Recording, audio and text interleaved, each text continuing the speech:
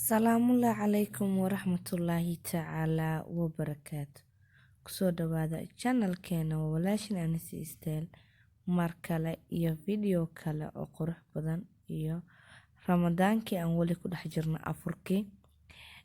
Codsi waxaan arkayaa abaayo afur dhammaystiran oonan saambuus iyo madaasi ku jirin. Mana soo sameyn kartaa, of course iniga dartiin ayaan wax u ahay, waan idiin soo sameeyay, codsigiina waa idinka ajiibay. Maanta waa kana afur dhammaystiran oo wax ka dhiman lahayn oo haddana saambuus iyo madaasi ahayn. Okay, waxaan soo sameeyay waa sabaayad, waa qudaar, chicken oo suqaar ah ama hilib caadi xitaa booskiisa ku bedelan kartaa.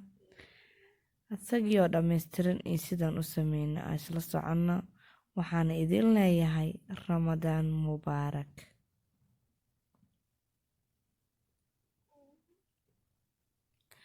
waa kana asagoo halka qof inta oo jibsigii salarkii iyo waxa dhan hal mar ku wada ritay, ku filan, ka badan, kana caafimaad leh, saambuuska iyo waxyaabada kala burka iyo saliida ah.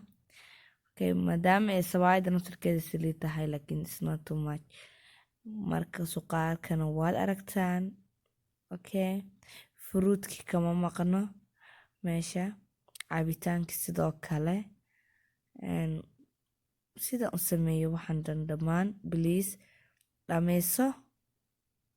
dhameyso videoga adaa ka heli doontid insha Allah. waad aragtaan sabaayada sida u jilicsan tahay, masha Allah, tabaarakallah. ayada dhan maro masha Allah. saambuus waxba kama taweysid, kaagana filan cunto dhan.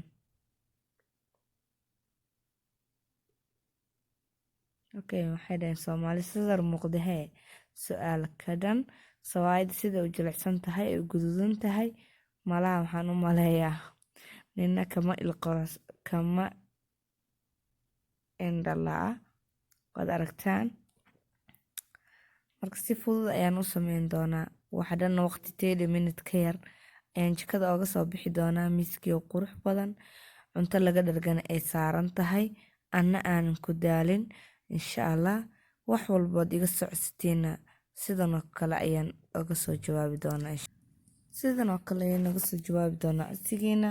haddana waxaan isku darsanaynaa sabaayadeena ayaan qasanaynaa ama jabaatigeena sidaad u taqaanidba. wuxuu ka kooban yahay jabaatigeena waa saliid, sonkor, 2 xabo oo ukun ah, caano iyo ukun ayaan ku darayaa. inta badan sabaayada aniga ukun iyo caano kuma daro, laakiin waan ku daray maanta, masha Allah. sidaan rabana wuu ii noqday oo wuu jilicsanaa, aadna wuu u macaanaa. Okay, waxaan ku shubay marka hore, laakiinse waxaa fiican markaad jabaati sidiisaba aad dubeysid inay sokorta kaa qasmato. haddaysan sokorta kaa qasmanin jabaatiga wuu yara adkaanaya. intaasna waa sir. waxaan isku soo qasayaa waxyaabada sokorta iyo ukunta. waxyar adi qasitaan quman ahayn, sokorta leen rabaa inay ga burburto. ukunta